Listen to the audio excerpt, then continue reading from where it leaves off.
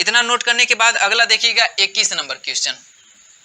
21 number question क्या कह रहा है कि एक 4 किलोग्राम का द्रव्यमान और दूसरा 1 किलोग्राम का द्रव्यमान एक समान गतिज ऊर्जा से गति कर रहे हैं, उनके रेखीय संवेग का अनुपात होगा। रेखीय संवेग का अनुपात, ठीक है, रेखीय संवेग का अनुपात क्या होगा? द्रव्यमान दिया है और संवेग में अनुपात पूछ रहा है, ठीक है। तो काइनेटिक एनर्जी के बराबर क्या होती है? 1/2 mv²। ये तो आपको पता है। इस फार्मूले में हम क्या करें? m से गुणा कर दे और भाग कर दे, तो क्या बन जाएगा फार्मूला? के बराबर 1/2 क्या हो जाएगा? m²v², या इसी को लिख सकते हैं mv का स्क्वायर। क्या लिख सकते हैं? mv का स्क्वायर। अब बटे में क्या हो जाएगा? m, ठीक है। अब आपको पता है p बराबर संवेग बराबर होता है m × v, तो p की जगह पे लिख सकते हैं। तो फार्मूला हमारा बन जाएगा क्या? k बराबर 1/2 m और क्या? p²। ये हमारा फार्मूला बन जाएगा, ठीक है। अब देखिए यहाँ से हमें किसकी वैल्यू दी है? तो m की वैल्यू दी है, यानी m की और p की। p में रिलेशन पूछ रहा है, m की वैल्यू दी है, तो हम इन दोनों में रिलेशन निकाले, ठीक है। इन दोनों में रिलेशन निकाले तो तिर्यक गुणा करिए। क्या करिए? तिर्यक गुणा करिए तो आएगा p² बराबर k, यानी 2mk। क्या आ जाएगा? 2mk। ऊपर लिख दे, थोड़ा नीचे जगह मिलेगा सॉल्व करने के लिए, ठीक है। तो यहाँ से करेंगे तो यह आ जाएगा p² बराबर 2mk, 2mk, ठीक है। अब देखिए p और m में रिलेशन निकाले तो ये तो कांस्टेंट है, इसको भी कांस्टेंट मान ले, तो p² बराबर क्या आ जाएगा? m, या p बराबर क्या आ जाएगा? √m, ठीक है। कांस्टेंट माने यानी ये क्या हो जाएगा? समानुपात, यानी जो p होगा √m के क्या होगा? समानुपात में होगा, ठीक है। अब यहाँ पे दो पिंड है, एक m1 है जिसका द्रव्यमान 4 किलोग्राम है, m2 है जिसका द्रव्यमान 1 किलोग्राम है। तो यहाँ से हम उनके बीच संवेगों का अनुपात निकाले तो आपको बताया गया है समानुपात के लिए क्या होता है? 1:2। तो इधर भी क्या चलता है? √ में m1 और m2, यही चलेगा। इधर भी 1:2 चलेगा, ठीक है। 1:2 तो 1:2 कब समानुपात में रहता है? यही व्युत्क्रमानुपात में होता है तो 1:2 तो 2:1 चलता है, ठीक है। अब P1 और P2 में ही रेखीय संवेग में ही अनुपात बताना है, तो क्या हो जाएगा? P1 बटे P2 बराबर क्या हो जाएगा? दिया है m1 का मान दिया है, यानी एक 4 किलोग्राम का द्रव्यमान है, यानी m1 का समझिए मान दिया है 4 किलोग्राम और m2 का मान दिया है 1 किलोग्राम, तो हो जाएगा 4/1। अब आपको पता है 1 का वर्गमूल क्या होगा? 1 होगा, और 4 का वर्गमूल क्या होगा? 2 होगा, यानी P1/P2 बराबर 2/1, या इसी को लिख सकते हैं P1 संबंधे P2 बराबर 2 संबंधे 1, 2 संबंधे 1। तो जो हमारा रेखीय संवेग में अनुपात होगा 2 संबंधे 1 का होगा। क्या होगा? 2 संबंधे 1 का, अर्थात इसका 21 का ऑप्शन नंबर कौन सा करेक्ट हो जाएगा? 2 संबंधे 1, ऑप्शन नंबर बी करेक्ट हो जाएगा। ऑप्शन नंबर बी करेक्ट हो जाएगा। बात समझ में आई है? ऑप्शन नंबर बी करेक्ट हो जाएगा जी। समझ में आया है? चलिएगा नोट कर लीजिएगा इतना, फिर आगे सॉल्व करते हैं। 4 क्वेश्चन बचे हुए हैं, सॉल्व करिए, इसे नोट करिए। चलिएगा देखिएगा 21 नंबर क्वेश्चन क्या कह रहा है इसमें? 21 नंबर तो हो गया ना जी। 22 नंबर क्वेश्चन, 22 नंबर क्या कह रहा है इसमें कि 20 न्यूटन का एक बल एक पिंड पर लगाया जाता है, तो पिंड बल की दिशा में 45 अंश कोण से 1 मीटर गति करता है, तो बल के द्वारा किया गया कार्य होगा, ठीक है। वैल्यू लिखिए, क्या कह दिया है? F बराबर दिया है 20 न्यूटन, ठीक है। थीटा का मान दिया है कितना? 45 अंश, और कितना मीटर तक जाता है? तो कहाँ गया? 1 मीटर तक, ठीक है। कोण से 1 मीटर तक गति करता है, ठीक है, यानी D बराबर दिया है 1 मीटर। तो कार्य का फार्मूला होता है क्या? W बराबर F × D। कोण यदि थीटा एंगल पे है तो क्या लगा देते हैं? cos थीटा, ठीक है। ये होता है हमारा फार्मूला। इसका प्रूफ आप लोग देखे होंगे, पढ़े होंगे क्लासों में, ठीक है। तो यहाँ से W का मान निकाले तो F का मान कितना है? 20, D का मान कितना है? 1, और cos थीटा की वैल्यू यानी cos 45 अंश। cos 45 अंश का मान होता है कितना? 1/2, तो हो जाएगा 20 गुणे 1/2, ठीक है।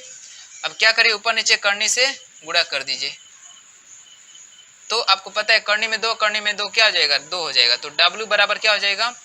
20 करनी में 2/2, कटा दीजिए, कितना हो जाएगा? 10 करनी में 2, 10 करनी में 2, यानी इतना जूल का क्या करना पड़ेगा, कार्य करना पड़ेगा। ये तो बिल्कुल सिंपल था, इसको सब लोग कर जाएंगे। ठीक है, बिल्कुल आसान था, इसलिए मैंने जल्दी से सॉल्व कर दिया। ठीक है, बात समझ में आई है, बिल्कुल आसान था।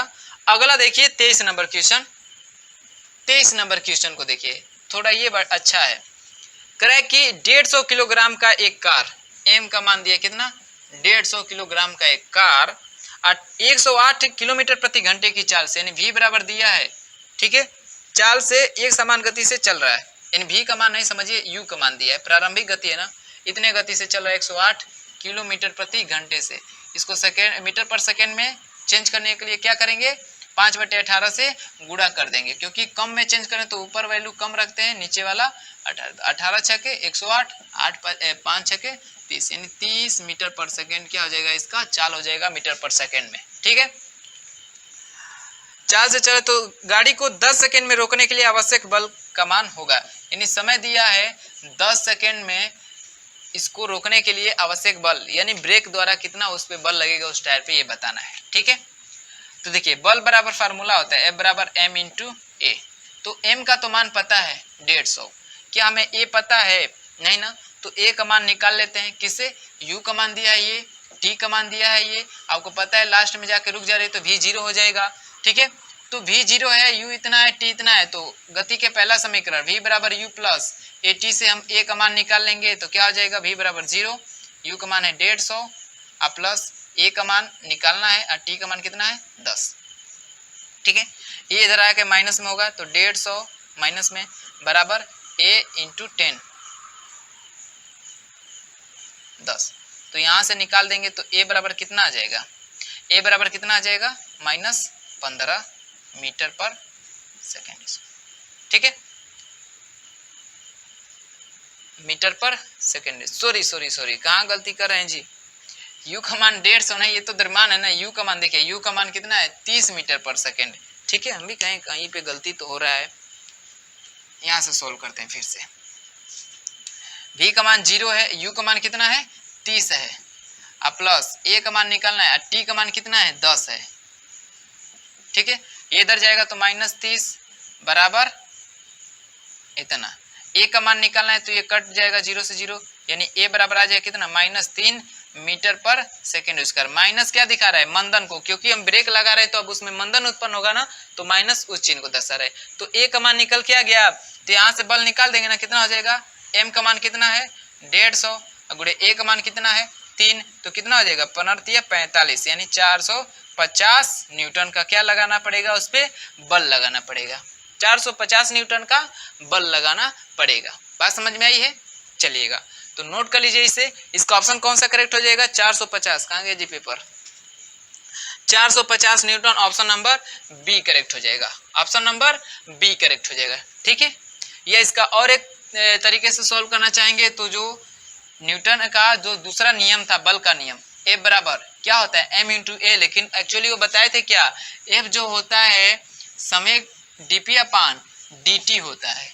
ठीक है, समय परिवर्तन की दर।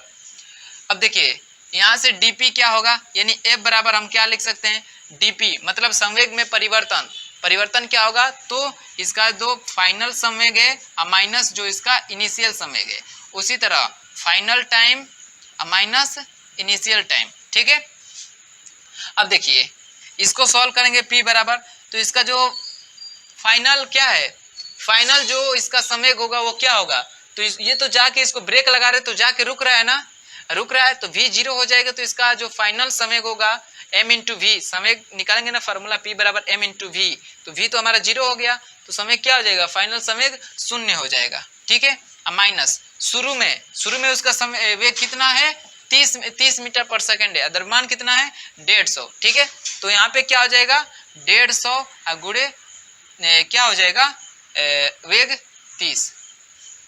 ठीक है, अब बटे में देखिए, बटे में फाइनल टाइम कितना है, तो 10 सेकेंड में कवर कर रहे हैं ना, 10 सेकेंड में जाके रुक जाए तो फाइनल टाइम कितना होगा 10 माइनस इनिशियल शुरू में कितना है उसका टाइम 0 है, तो 0 यहाँ से सॉल्व करेंगे तो F बराबर क्या आ जाएगा, देखिए 0 से 0 कैंसिल हो गया, अब गुणा कर देंगे कितना 15 45, कितना आ गया 450 न्यूटन, तो यहाँ से भी आ जाएगा कितना 450 न्यूटन। ठीक है, तो इसको आपको जो तरीका अच्छा लगे वो आप लोग सॉल्व कर लीजिएगा, ठीक है। ऑप्शन नंबर कौन सा करेक्ट हुआ है, तो ऑप्शन नंबर बी करेक्ट हुआ है। नोट करिएगा, 2 क्वेश्चन बचा हुआ है, उसको सॉल्व करके मॉडल पेपर को इसको खत्म करते हैं, ठीक है। नोट करिएगा इसे, देखिएगा 24 नंबर क्वेश्चन, 24 नंबर। ऐसा क्वेश्चन आपको थ्योरी में भी सॉल्व कराया गया है, ठीक है, बताया गया अच्छी तरीके से। इसको आपका डायग्राम दिया है,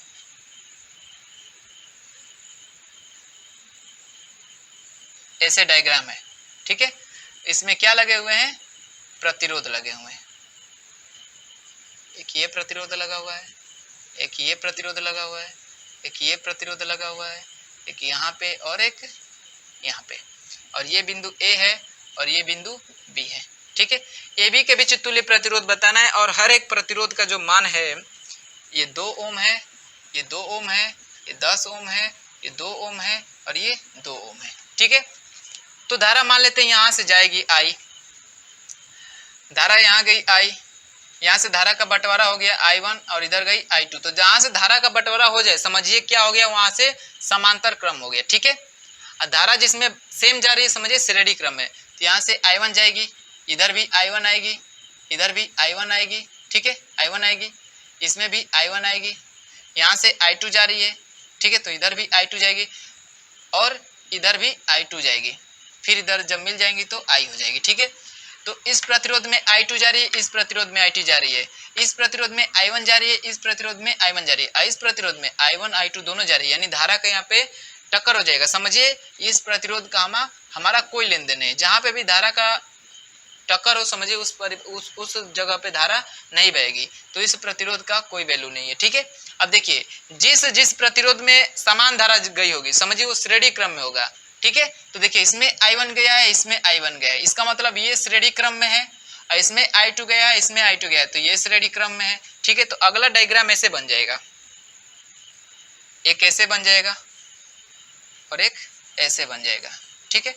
ये हो जाएगा हमारा ए बिंदु और ये हो जाएगा बी बिंदु, ठीक है।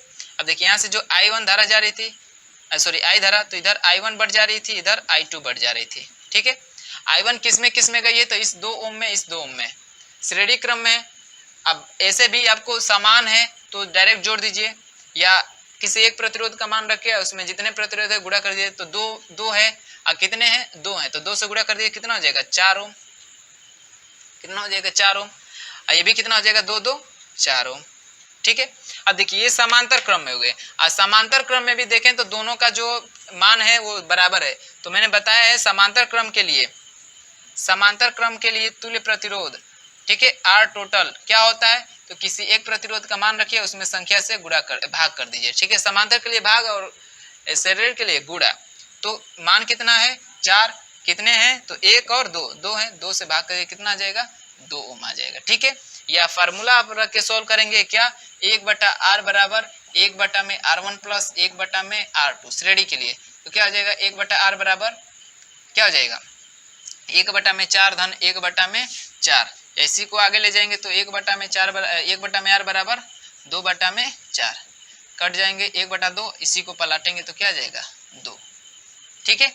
इसे करिए, ये आपको पता है ये दो प्रतिरोध हैं समांतर क्रम में, तो उसके लिए फार्मूला होता है R1 इंटू R2 बटे में R1 प्लस R2, यहाँ से भी कर सकते हैं। तो R बराबर कितना आ जाएगा 4 गुणे 4 बटे में 4 धन 4, कितना हो जाएगा 8, 4 दूनी के 8 और 2 दूना के 4, तभी आ जाएगा कितना 2 ओम, ठीक है। तो आपको जैसा तरीका अच्छा लगे, ऐसे लगे तो ये तो थोड़ा लंबा होता है, ये वाला थोड़ा आसान होता है, और ये सबसे आसान होता है कब, जब दोनों का मान क्या हो बराबर हो, यानी जितने भी प्रतिरोध हो जब उनकी वैल्यू क्या हो समान हो, तो आप डायरेक्ट उस वैल्यू को रखिए, समांतर क्रम के लिए संख्या से भाग कर दीजिए और श्रेणी के लिए संख्या से गुणा कर दीजिए, ठीक है। तो कितना आया है 2 ओम, ऑप्शन कौन सा करेक्ट हो जाएगा 2 ओम, ऑप्शन नंबर डी करेक्ट हो जाएगा। 24 का ऑप्शन नंबर डी क्या हो जाएगा आपका करेक्ट हो जाएगा, ठीक है। चलिएगा लास्ट क्वेश्चन 25 नंबर क्वेश्चन देखिएगा क्या कह रहा है कि एक हवाई जहाज 4 मीटर उत्तर जाता है, फिर 300 मीटर पश्चिम जाता है, उसके बाद 1200 मीटर ऊर्ध्वाधर ऊपर की ओर चला जाता है, इसका प्रारंभिक बिंदु से विस्थापन होगा। ये तो मैथ का सवाल है जी, ठीक है।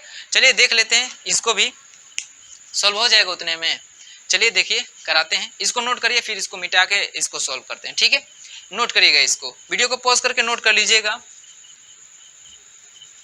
ठीक है, देखिए ये लास्ट क्वेश्चन मैथ का है, इसको देख लेते हैं। यहाँ पे 25 नंबर कह रहा है क्या कि कोई जहाज है जो उत्तर दिशा में 400 मीटर जा रहा है, यही कह रहा है ना, उत्तर दिशा में 400 मीटर जा रहा है। ठीक है, तो पहले हम यहाँ पे दिशा बता दे रहे हैं। ठीक है, ये हमारा पूरब है, ये हमारा पश्चिम है, ये हमारा उत्तर है और ये हमारा दक्षिण है। इसका ऊर्ध्वाधर क्या होगा, ऐसे होगा, लंबवत होगा। ठीक है, तो चलिए 3D डायग्राम बनेगा, ध्यान दीजिएगा। पहले तो उत्तर दिशा में जा रहा है, यानी समझिए ऐसे जा रहा है उत्तर दिशा में। ठीक है, मतलब 3D डायग्राम बनाना है तो देखिए मैं बना रहा हूँ। जैसे मान लीजिए उत्तर दिशा में जा रहा है 400 मीटर। ठीक है, उत्तर दिशा में जाने के बाद फिर क्या हो रहा है, पश्चिम दिशा में मुड़ जा रहा है 300 मीटर। तो मान लेते हैं ये इधर हमारा पश्चिम है। ठीक है, इधर जा रहा है हमारा 300 मीटर।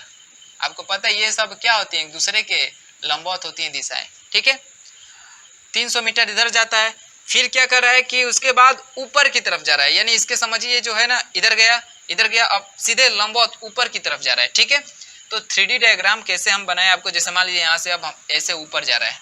ठीक है, कितना जा रहा है, 1200 मीटर। तो कह रहा है कि इसका जो प्रारंभिक बिंदु से विस्थापन होगा, यानी प्रारंभ तो यहीं से किया था, मान लेते हैं ए बिंदु, ये हो गया हमारा बी बिंदु, ये हो गया सी बिंदु, ये हो गया डी बिंदु। ठीक है, ये रेज को चिन्ह को हटा देते हैं। ठीक है, यहाँ तक आ गया। तो कह रहा है ये जो डी बिंदु है और ये बिंदु है, इसके बीच का ये जो विस्थापन है वो कितना है। ठीक है, तो आप लोग रीजनिंग में भी ऐसा पढ़े होंगे, दिशा एवं दूरी से चैप्टर पढ़े होंगे। ठीक है, तो देखिए यहाँ से ये दूरी कैसे निकालेंगे, तो पाइथागोरस प्रमेय लागू होगा यहाँ पे। ठीक है, देखिए और इसको यहाँ से मिला दे। ठीक है, तो देखिए दो त्रिभुज, एक ये वाला जो मैं ऐसे लाइन जो तिरछी खींचा हूँ, एक ये त्रिभुज बना। ठीक है, ये त्रिभुज, ये वाली भुजा हमारी क्या है, ये वाला क्या है, यहाँ पे हमारा 90 अंश का कोण बन रहा है और यहाँ पे 90 अंश का कोण बन रहा है। ठीक है, और एक ये त्रिभुज बनेगा, ये जो ऐसी तिरछी लाइन खींचे हैं, समझिए कि ये त्रिभुज है।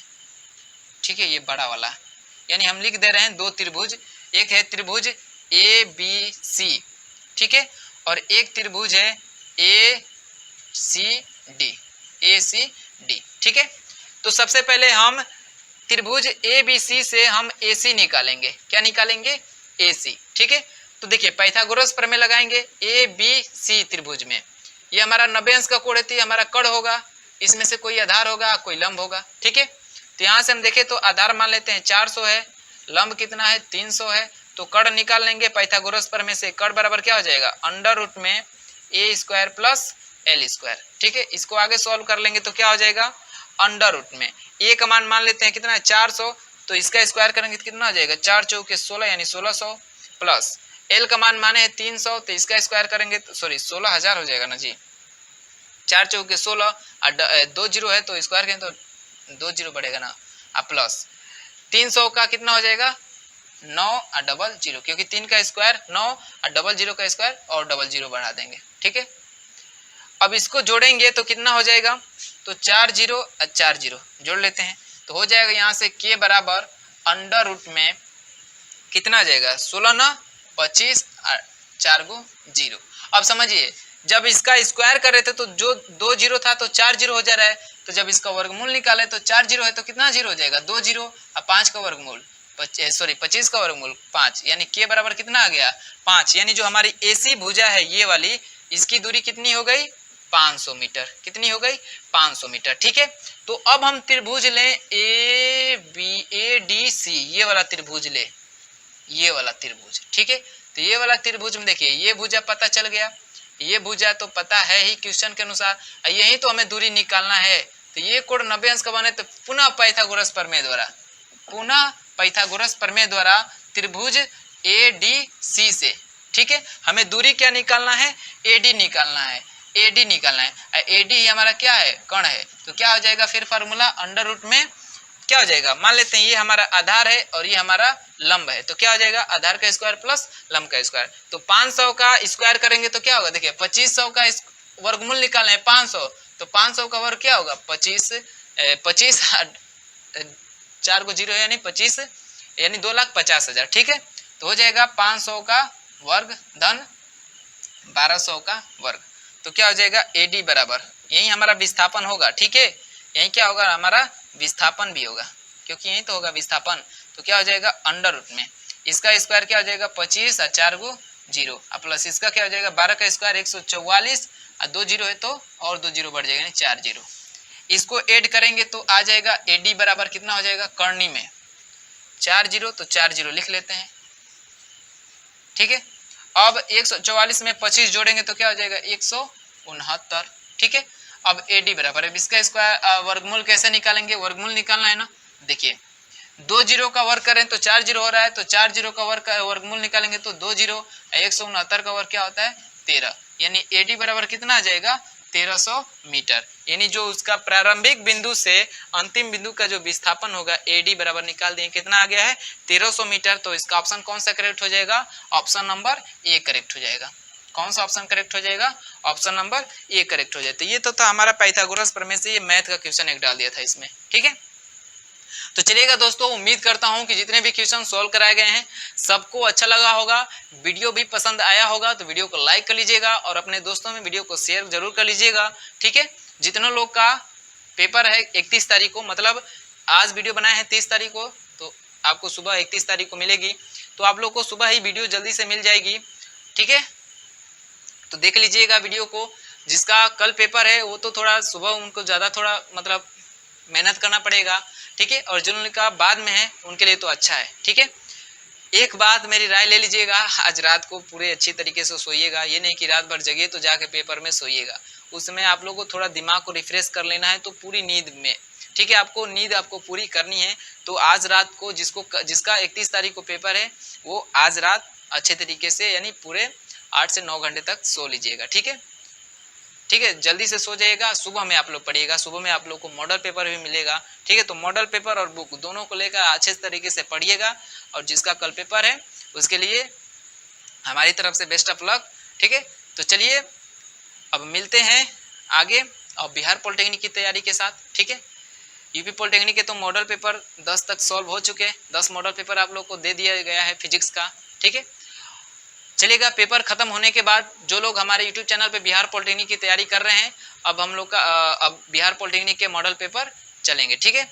जो बिहार पॉलिटेक्निक की तैयारी करें वो यूपी पॉलिटेक्निक का भी मॉडल पेपर देख सकते हैं, ठीक है। जैसे मैंने पहले भी बताया है, आज भी कहेंगे कि जो पढ़ाई होती है हर जगह के लिए सेम होती है। जो टॉपिक्स हैं जो न्यूटन्स लॉ यूपी में पढ़ाया जाएगा वही न्यूटन्स लॉ बिहार में भी पढ़ाया जाएगा, ठीक है।